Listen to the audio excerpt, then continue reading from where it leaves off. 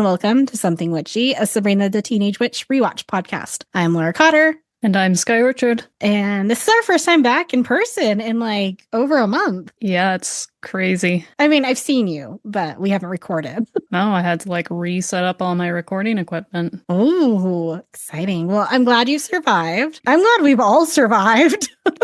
Yeah, I went away and a shit ton happened in this world. A lot has happened. Some of our recordings from December did not age well into February. They did not. The timeline is not great. It's bad. But we're going to listen to some pop music on a Sabrina CD. We're doing a little bit of a detour because the next episode, I discovered, introduces the same clue that's on the soundtrack. And I wanted to force you to listen to the Sabrina soundtrack at some point. Oh, that was your motive. And I was like, well, if we already have the clue next episode, that ruins the reason to listen to the soundtrack. I mean, you didn't have to tell me that, and I will have just been surprised next week when finally watching. But that's why we're doing it here in this moment, because I wasn't sure where we were going to put it in season 3. Yeah, so we get a little bit of a detour with our Sabrina soundtrack review. I got this. I have the physical CD. I got this as a gift in December for Christmas of 1998, along with my Salem Gigapet and my Sabrina the Teenage Witch computer game, which that is also a project I'm working on, is to try and find a way to download it from like abandonware websites so that we can play the Sabrina the Teenage Witch computer game, because it's amazing and I'm pretty sure Drell is in it. Oh. Yeah, it's good. See the bad guy? Defeat the despot? I don't know how much you actually like. And there's no like fighting. Oh, because that can be very cathartic. All right, so as we're going through, first of all, a shout out to Wikipedia, whom I blatantly just copied and pasted from on a lot of this. So please donate to Wikipedia. I have. So I feel like I have an excuse now to just copy paste. Thank you, Wikipedia. Please donate. The Sabrina soundtrack was initially released on October 27th, 1998 by Geffen Records. It peaked at number 71 on the Billboard 200 chart in the issue dated December 12th, 1998, and spent 16 weeks on that chart, which I feel like is pretty good for a teenage TV show soundtrack. Yeah, and it's such a weird mix of music too. I mean, it's definitely mostly poppy or pop adjacent, but yeah. In Canada, the album peaked at number 7 on the RPM Top 100 Albums chart from February 1st, 1999, and it remained there for 2 weeks and spent 36 weeks total on the chart. And then at the end of the year, RPM charts, it was number 50. It was certified gold by the RIAA in the US on December 7th, 1998. And in Canada, it went platinum on January 21st, 1999, and double platinum on March 12th, 1999. Okay, Canada. Do you have any overall thoughts of the album? Overall, I think this album was weird, and some of the song choices make me question things. And big names, you sent me the back of the album, and I was like, yeah, this looks rockin'. But I then realized I didn't really know a lot of the songs, actually, just like the artists. And so I wonder if it's like, due to rights, those are the only ones like they could afford to get. Yeah, 100%. If you looked at the album as a whole, there's some very interesting themes per se that are a little gross. I think it's a solid album altogether. I think it's a nice little time capsule of the late 90s and what was happening musically during that time. I'm a little bit harsher on some of the bigger musical artists because we know so much more of their discography that it was clear that they were picking like a weaker or lesser known song for money purposes. Some of the ones that are like one-offs, I think they're kind of better because I don't have as much to compare them to. Overall, like when I first started playing this a couple weeks ago when we were discussing that we're going to review it, I was like instantly transported back to, December of 1998 and listening to this in my bedroom on my boombox. And the nostalgia covers so many of the weak points, I think, for me. I wish I had that. When I started getting into like the songs by themselves and thinking about like, would I play this by itself? That's where it started to fall apart a little bit. So my rating system, I did a 1 to 5 rating system, and I'm the type of person that as long as I don't absolutely hate something, I'll usually rate it a 4 at the lowest. So to prevent myself from doing that, a 1 is I would skip it even when listening to this album as a whole. And a 5 is I would listen to this song on repeat by itself without needing to play the whole album. That's my spectrum. Yeah, so I don't like deciding arbitrary numbers because then I second guess myself. So I'm going off vibes. Those are my ratings there. We start off this album, track 1, Walk of Life by the Spice Girls. Writers are the Spice Girls, Andy Watkins, and Paul Wilson, aka Absolute, and it was produced by Absolute. I have a little bit of info, and by a little bit, I mean too much. Because I started off with like 1 or 2 lines, and then by the time I hit track 7, I was getting really into it, and then I had to go back and add more details to the earlier ones. I got pretty into the research on this. So first of all, if you don't know, the Spice Girls are a British girl group. They were formed in 1994, and their members are Mel B, aka Scary Spice, Melanie C, aka Sporty Spice, Emma Bunton, Baby Spice, Jerry Halliwell, Ginger Spice, and Victoria Beckham, Posh Spice. They have sold more than 100 million records worldwide and are the best-selling girl group of all time. This song, Walk of Life, is from the Too Much digital EP that was released on December 15th, 1997. In June 1997, the group began filming scenes for the Spice World movie, and at the same time, Virgin Records started marketing meetings for the album's promotional campaign set to release in November, and there are no songs that had been written at the time. So while they're filming Spice World, they're also recording all the songs for the soundtrack, of which this is one of them. And from what I read, it sounds like it was a lot of really long days and not a lot of sleep during that like month-long period. That makes sense. I think this is a solid start to the album. Sort of has like a ska feel in the opening bit there. I also like there's a callback to Wannabe in the lyrics. There's a full section of zingazahs, zingazay-ah sort of thing from Wannabe there. It's no spice up your life, but it was a solid start. The Spice Girls can take you where you want to go. Walk of Life, I gave it a 3 out of 5. My note was I still don't know what half of these words are.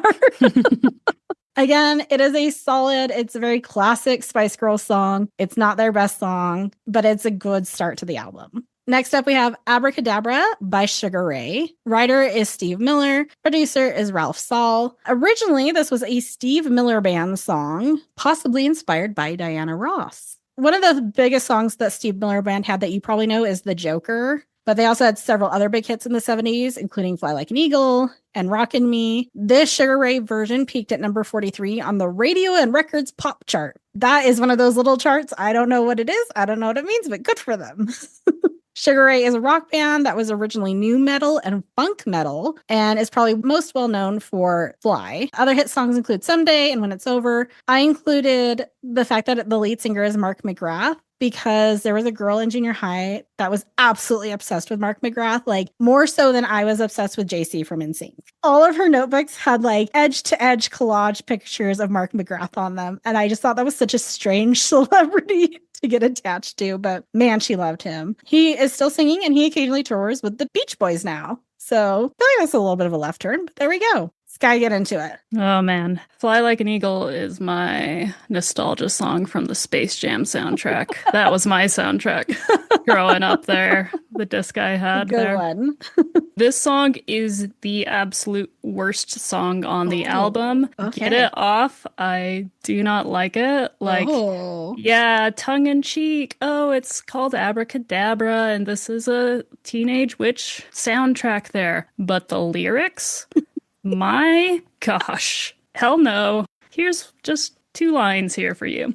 Silk and satin, leather and lace, black panties with an angel's face. This is like one of the most sexual songs you could put on a Teenage Witch teen music album. Like, really? To be fair, I did not understand. I did not get the innuendo in any of this as a 12-year-old. The adults making this knew better. That is some strong opinions coming off. I was going back and forth. I was like, is it a 2? Is it a 4? I couldn't decide. I think the chorus is a 2. The chorus is really weak. I think it's too calm. It's just too repetitive, and I don't like the chorus. The rest of it, the beat, not necessarily the lyrics. Good job clarifying that. The beat brings out my millennial dance moves.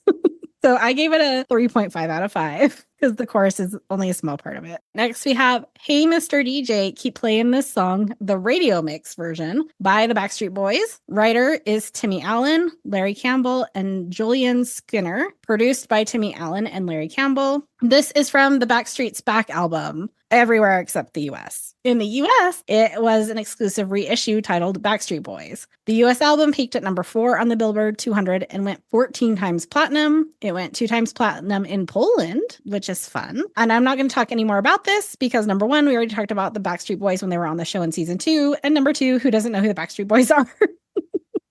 That's my little thing for the Backstreet Boys. Sky, your rating. Honestly, when you say, hey, Mr. DJ, the younger millennial in me just thinks of Rihanna with Pon de Replay. Okay. And so that just gets stuck in my head when I hear this song. I'm not sure I'd actually ever heard this song from the Backstreet Boys, or if I had heard it prior to it, I had completely forgotten about it. It's a pretty mid song. Like, I'm not gonna choose it anywhere near the top of like pick 5 Backstreet Boys songs to play right now. Yeah, I gave it a 2 out of 5. It's not my favorite Backstreet Boys song by any means. I think the Millennium album is the strongest album, so I would have chosen anything off of that, but the Millennium album didn't exist yet. Not the greatest song.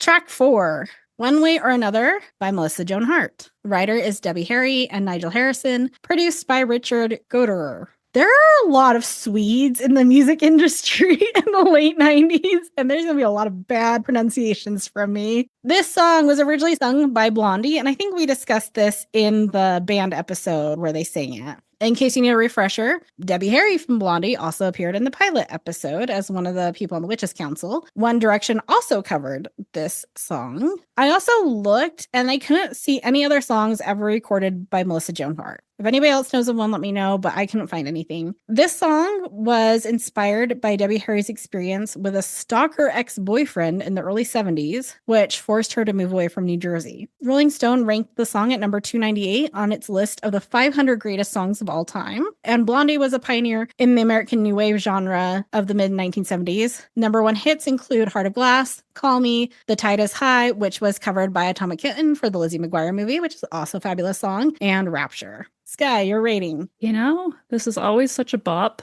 You really can't give it notes, except for I don't think I'd realize the real life stalker experience. Yeah. And I think it's such a bop, you don't stop to think about what the lyrics are actually saying. So, 1, love it because it is a fantastic song, but also slightly creepy side to it. You should read more about it. It's wild. The story of her stalker. I gave it a 4 out of 5. Not that I don't also love it. I think I like the Blondie original. No diss to Melissa Joan Hart. She is a good singer, but it's just Blondie.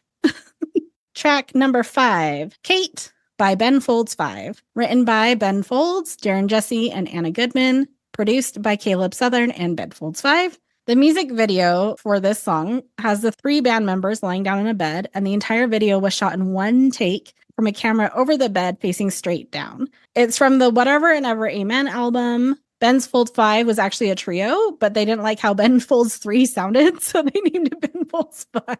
Probably the most well-known song is Brick, which is also from the Whatever and Ever Amen album. Was Kate the one that needed the abortion in Brick? Maybe. You also probably know Ben Folds from his successful solo career. Although his first album, Rockin' the Suburbs, got off to a pretty rough start because it was released on September 11th, 2001. Oof. Yeah. Well, I never knew Ben Folds was in a rock trio called Ben Folds 5 until listening to this. You know, we find out that Kate is everything he wants. She plays Wipeout on the drums to the squirrels and the birds, smokes pot, never changes her clothes, never gets wet, and has a smile like a rainbow.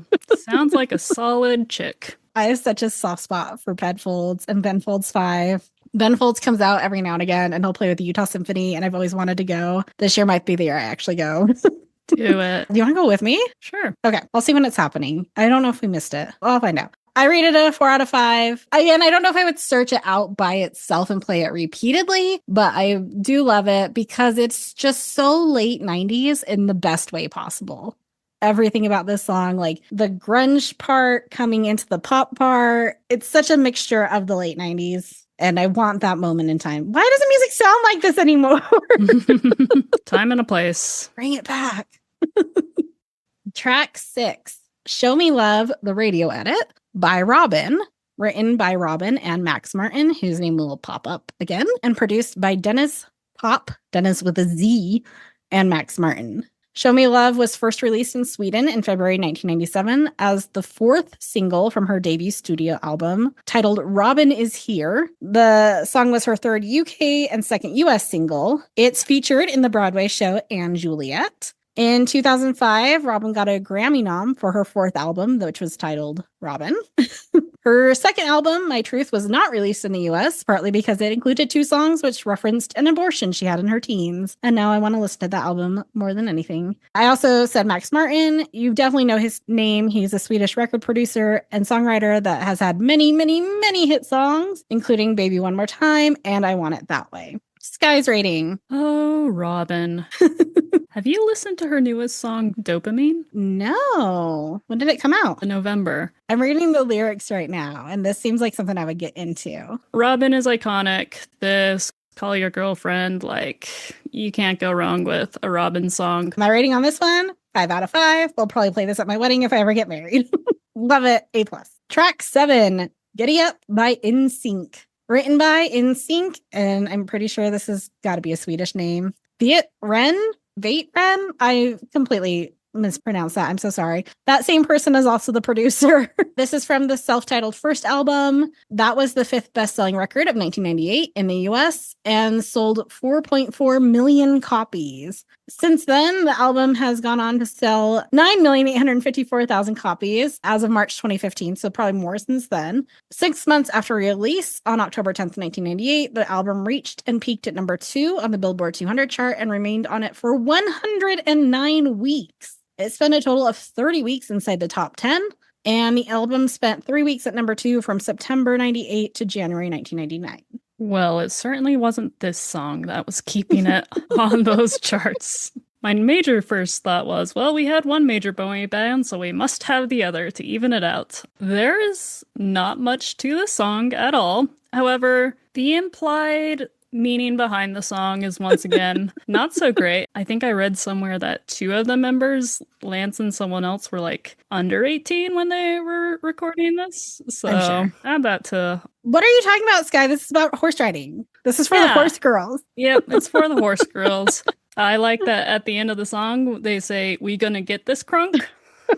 Which is not how you use that word at all. Not at all. And I did count, and they say giddy up about 125 times. Wait, like, for reals? For reals. Like, the song is just giddy up or giddy, giddy, giddy up. That's amazing. I love that you counted. That's why it took me a moment for me to say, yeah, I'm ready to record, because I was on my browser, like, counting 125 times. I mean, you could have just been like Control F and searched for Giddy and see how many times it showed up.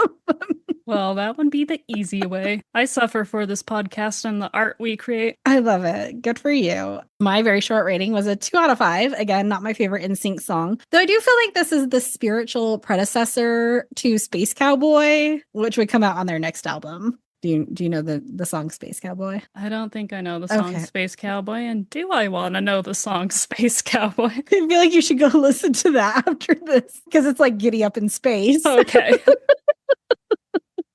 Track 8, Slam Dunk the Funk by 5. Written by Dennis Pop, again with a Z, Max Martin, Jake Schultz, and Herbie Critchlow. Produced by Dennis Pop, Max Martin, and Jake Schultz. This is the first single from the self-titled debut album for 5. In the US, the song was chosen as the NBA's theme song. 5 are an English boy band formed in 1997. Members are Sean Conlon, Richie Neville, Scott Robinson, Abs Love, and Jason J. Brown. They're more well known for the song When the Lights Go Out. They were signed by Simon Cowell and BMG/RCA. They had several hit songs in the UK and were famously offered songs that turned out to be huge hits for Britney Spears and NSYNC. In fact, in 1997, Max Martin was working on the song Baby One More Time. It was originally written for Backstreet Boys. They turned it down. Then they passed it to TLC. And then Simon Cowell offered Martin an Aston Martin luxury vehicle if Martin would give the song to 5. 5 initially began writing verses. However, Martin had promised the song to Britney Spears. And in keeping with his word, he finished the song and went to Spears. 5 later offered Bye Bye Bye Bye by Max Martin, with the only completed line being, ain't no lie, baby, bye, bye, bye. They heard the song and attempted to write some verses, but then Scott Robinson was like, you know what? This sounds more like an NSYNC song than a Five song, and they passed on it. So wild. We could have had a Baby One More Time and a Bye, Bye, Bye by Five. And he knows what that would have changed the course of everything.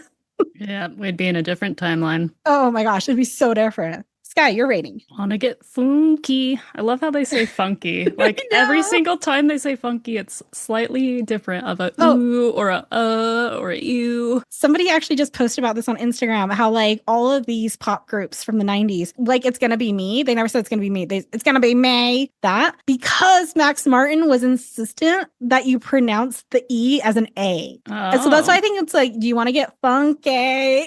That's why they did that. Oh, Max. So Swedish Max there. It's crazy that the NBA would want a song that repeatedly says slam dunk and is mostly slam dunk and let's get funky. This one is a bop. It's the only like 5 song I can easily recognize. I couldn't tell you another song they've done, honestly. Listen to what, it's a baby when the lights go out.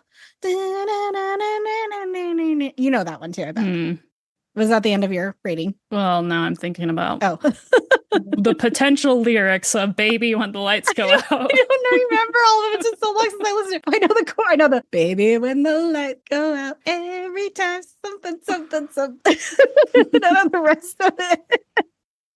Are you looking up Baby When the Lights Go Out? Know your flock off, girl. What the crap? What? I think it's because it rhymes with socks. Girl, I want to knock your socks off. Yeah. Know your flock off, girl. This is the best part of Max Martin songs is half the time they're gibberish. They're just they truly English are. Gibberish. But he is like one of the best pop producers there. And I guess what does that say about pop in general? That's how good the music and the melody and the rhythm is you don't even care the words don't make sense. You're just like, yeah, this is a bop. We be bopping. My rating for this one is also a 4 out of 5. And the answer to, do I want to get down? Do I want to get funky? Yes. Want to get funky. Funky. Track number 9, Magnet and Steel by Matthew Sweet. Written by Walter Egan, produced by Ralph Saul. This song was originally written and performed by Walter Egan, released in March 1978. It reached number 8 on the US Billboard Hot 100 and number 9 in Canada. It spent 22 weeks on American charts. Stevie Nicks and Lindsey Buckingham, who are members of Fleetwood Mac, sang background vocals along with several others. Matthew Sweet is an American alternative rock / power pop singer, songwriter, and musician from Athens, Georgia. Gained commercial success in the 90s. In 2024, October 2024, he suffered a debilitating stroke while on tour with Hanson. The stroke was severe and left him unable to walk due to ataxia and disabled proper use of his left arm, which keeps him from being able to play the guitar and also infected his speech. He's undergoing therapy to mitigate the effects of the stroke. That doesn't really have anything to do with the song, but I thought it was interesting and sad. And it sounds like he's doing what he can to recover. But man, having that happen as a musician, that wipes out your livelihood and probably some of the things that bring him the most joy in life. Hopefully he recovers quickly. So that's a downer. Sky, what's your rating for this song? So tonally, compared to the rest of the album, this is the furthest away from the vibe and sort of sticks out like a sore thumb. While it sticks out as a sore thumb, like still a great song, just sort of off-putting that it's in between these other songs there. I'd say between the two of us, you would be a magnet because you're much more outgoing and bubbly, and I would be the steel because I've been told people can't read me. I feel like this is a song, like the next few songs kind of deviate from that very pure pop sugar. 5 out of 5. This is the song out of all the songs on this album. This is the one I would like randomly pop into my head all the time throughout college, throughout my adult life. Anytime I had a physics or chemistry lesson involving magnetism, I would start singing this song. Like this song has stuck with me. I don't even know if it's that good of a song, but I can't deny its effects. So 5 out of 5. Track 10, So I Fall Again by Phantom Planet. Written by Alex Greenwald, Darren Robertson, and Jason Schwartzman.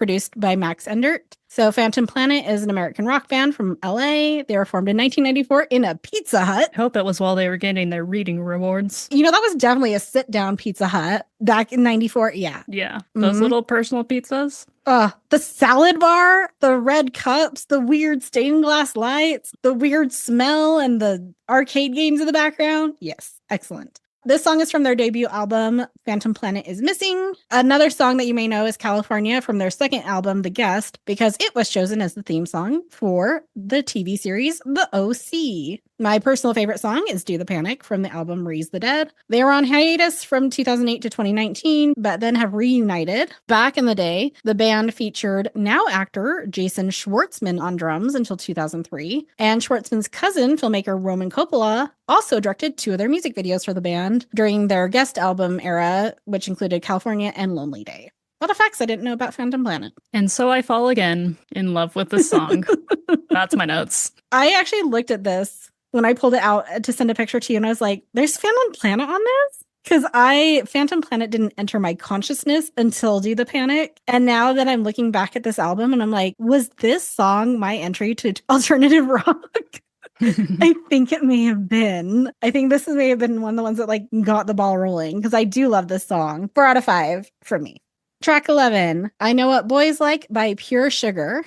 Written by Chris Butler and produced by Michael Mangini. It was originally sung by the Waitresses and written by guitarist Chris Butler in 1978 while he was still a member of the rock band Tin Huey. Have you heard of any of those names? No, I have not. Me either. Pure Sugar was a pop dance music trio from the 90s that consisted of members Jennifer Starr, Peter Lorimer, and Richard Humpty Vision. Their singles did pretty well on the Billboard's Hot Dance Music / Club Play chart before the Sabrina CD, but they faded shortly after. There wasn't a ton I could actually find about these guys. This one is almost as bad as Abracadabra.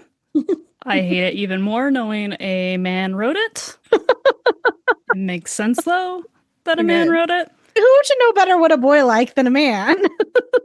Some lyrics to read to you. Mm-hmm. I got my cat moves that so upset them. Zippers and buttons, fun to frustrate them. They get so angry like pouty children. Denied their candy, I laugh right at them. I feel like you just made up those lyrics. I don't remember hearing any of those words. You're so in the nostalgia and the beats that I think you're just choosing to black out the lyrics. Meanwhile, I'm not in the nostalgia and I'm just horrified. No, I'm not in the nostalgia because I gave this a 1 out of 5. Well, something's going on in your brain. I just think did you hear those words like clearly enunciated or did you have to look them up? I got my cat moves is like very clearly not mumbled. I think my brain couldn't process that because like who says that's not a thing anybody says. Yeah, no, 1 out of 5. Mine was just a lot. It was weird. I don't like it. I don't like the background. I don't like the melody. I don't like any of it. Skip. Track 12, Smash by The Murmurs. Written by Charlotte Caffey, Jane Weidland, and The Murmurs. Produced by Matthew Wilder. This is from the Blender album, which was a reissue of the second studio album, Pristine Smut. In 2011, Pride.com ranked it 35th on their list of the 100 greatest lesbian albums of all time. Smash was co-written with members of rock band The Go-Go's, Jane Weidland and Charlotte Caffey. The Murmurs were an American alternative pop music duo composed of singer-songwriters Leisha Haley and Heather Grody. Active 1991 to 1998. Leisha was actually on an episode of Boy Meets World. She was Corinna in the Shallow Boy episode. And then she did 70 episodes of The L Word. Oh, Alice, aka Leisha. It's a smash for sure. I don't know if I understood half the lyrics. It was very, I understood these lyrics. The Murmurs mumbled. Mumbling murmurs at some points. Like you could hear the, yeah, I want to smash, crash. Who do you think Smash. you are? Lash. How many different rhymes do they have for smash? Oh, it's just those 3, I think. Cash. Oh, trashed. I gotta give it to them for the rhymes. It's an easy word to rhyme with. Yeah, I'm giving it to them for the rhymes. But no, it is a smash. Give it 4 out of 5. Because depending on how you want to sing it, it could be about wanting to punch someone. It could be about wanting to bang someone. So, all depends on your intonation. And the lyrics that you can understand are like vague enough that it really could go either way. It's true. Are you singing it angry? Or are you singing it sexy? Track 13, Dr. Jones, Metro's 7-inch edit by Aqua. Writer, Anders Oland, Soren Rosted, Klaus Noreen, and Renee Diff. Produced by Johnny Jam, Delgado, Soren Rosted, and Klaus Noreen. So Aqua are a Danish Eurodance band. Everybody should know who Aqua are. They were originally called Joy Speed, but then they renamed themselves Aqua based on a poster they saw in their dressing room. They are most well known for Barbie Girl. This song is from their Aquarium album, which was a follow-up to Barbie Girl, and they continued the same cinematic style found in that music video, this time using Indiana Jones characters. The music video was one of 5 Aqua videos directed by Peter Pedersen, who would later spoof the Indiana Jones movies again in his computer-animated short film, Lego Indiana Jones and the Raiders of the Lost Brick, which I absolutely want to find and watch now. Dr. Jones was followed up by Turn Back Time, which song was featured on the soundtrack to the film Sliding Doors. In 2025, it was announced that Aqua the Musical, featuring the group's music and story, will premiere in 2028 in Copenhagen at the Royal Opera House, and I can't wait for that to come to the States. Or we go to Copenhagen in 2028. I mean, we will see if we're allowed in other countries in 2028. Touché. Let's not count those chickens yet. No, you are correct. There is something about like the Nordic countries and their ability to like fully capture the essence of pop. Yeah. Like Aqua, you know, anything on Eurovision from those countries, always like true pop in my mind. Agreed. Did not realize this sort of had like an Indiana Jones theme to it. Have you never seen that music video? I have not. So I'm gonna need to watch that ASAP. And then yeah, I want to watch this Lego one too. Of all the songs of the very long 16-track album, this is like the one that gets stuck in my head the most. Really can't go wrong with Dr. Jones. It's a 5 out of 5. I will always rave to this song. I will always rave to anything Aqua. Bravo.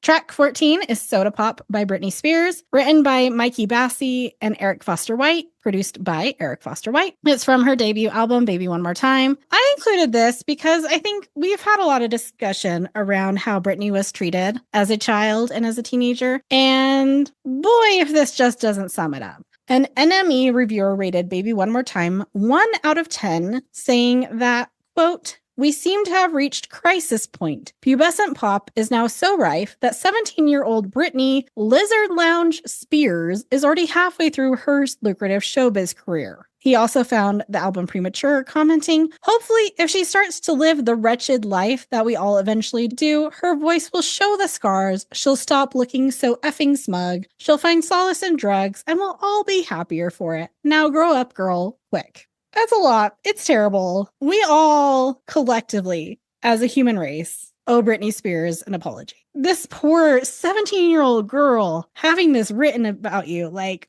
oh boy. Luckily, she didn't let any of this get to her.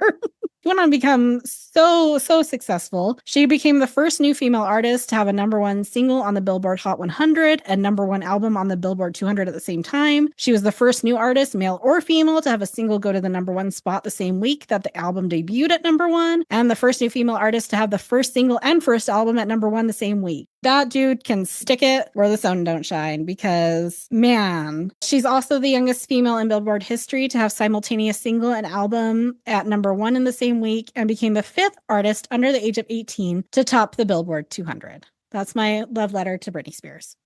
Sky, do you want to rate it? Oh, I was on mute. I was rating it. I was on mute. I thought you were still shocked. I thought you were still speechless by what that reviewer said. And I said F you to that dude, and you didn't hear it. I didn't hear any of it. I assumed you were just like so offended, as you should rightfully be. I was going off about this song to the silence. I was not familiar with this one, or it's one I don't remember. And I'm not gonna lie, I just think about K-pop Demon Hunters when I hear Soda Pop.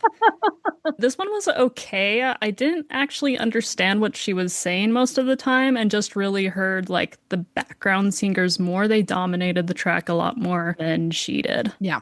I loved her voice in this one. So actually the first time I listened through, I was like, oh, this is Christina Aguilera. And then I was like, wait, no, it's Britney Spears. She's singing that like lower register, which she didn't really do it a ton until she got older and started kind of branching out. I didn't even know she did that at all in her first album. I have her first album. I didn't listen to it a bunch. So I love her voice in this one. I love that she chose to go that way, but This song is just too sugary sweet for me. It's too much of that pop. So it's a 2 out of 5 for me. But also, I think it's unfair. Like her, NSYNC, Backstreet Boys, Spice Girls, we know what their songs are and we know what the options are out there. And so choosing these songs is like, oh, maybe if we didn't have anything else to judge it by, maybe I'd rank higher. But knowing what my other options were, 2 out of 5. Track 15, Amnesia, the radio remix by Chumbawamba, written by Chumbawamba and produced by Chumbawamba and Neil Ferguson. Chumbawamba is an English band who formed in 1982 and disbanded in 2012. They are both known for their 97 single, Tub Thumping. Their anarcho-communist political leanings led them to have an irreverent attitude towards authority and espouse a variety of political and social causes, including animal rights and pacifism, earlier in their career, and later regarding class struggle, Marxism, feminism, and anti-fascism. Amnesia is the second single from their 8th studio album, Tub Thumper. The song's lyrics address the sense of betrayal that English leftists felt during the rise of New Labour. At the end of the album version of the song, there's an interlude that samples a UK public service announcement on mad cow disease. The Spotify playlist I found of this soundtrack, I think wasn't the radio version, and it did actually include the interlude at the end, which that one is like, this song spoke out to me very hard because of that like outro, which is cut the head in half using a bandsaw and scoop the brains out. Blast the brain with water or air. Suck the brain out through a hole in the head. What about free speech? What about free speech? What about free speech? Look, that's not the point. You're giving this place a bad name. I've got my position to think of. And if that doesn't nail a lot of stuff right now, I don't know what to say. Wow. Yeah. I love the song. It was a 4 out of 5. And then I learned about the political meeting, and that's a 5 out of 5. It's a good song. I didn't know this about Chumbawamba. I just knew the Tub Thumping song. Definitely inclined to go look more into them and listen to some other music by them. If Tub Thumping came out in 1997, then it was like featured as more of a brand new song by that time. It was on the Sabrina episode, right? Yeah. Track 16, our final track. Blah, Blah, Blah by the Cardigans. Writer Nina Persson and Peter Svensson.